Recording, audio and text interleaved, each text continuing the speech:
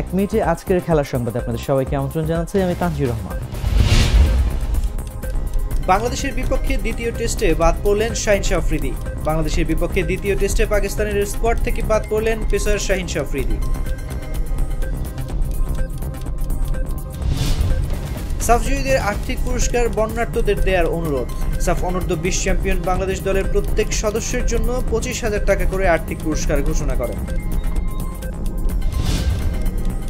1000 গোল করে থামবেন রোনালদো। শীর্ষ পর্যায়ের ফুটবল প্রতিযোগিতায় ক্রিস্টিয়ানো রোনালদোর গোল এখন 899টি।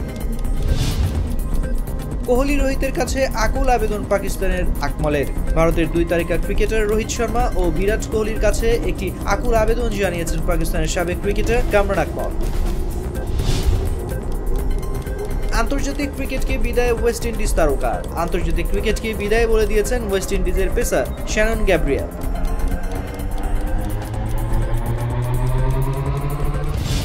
এখানেই শেষ করছি আজকের খেলার সংবাদ। এতক্ষণ সঙ্গে থাকার জন্য ধন্যবাদ সবাইকে।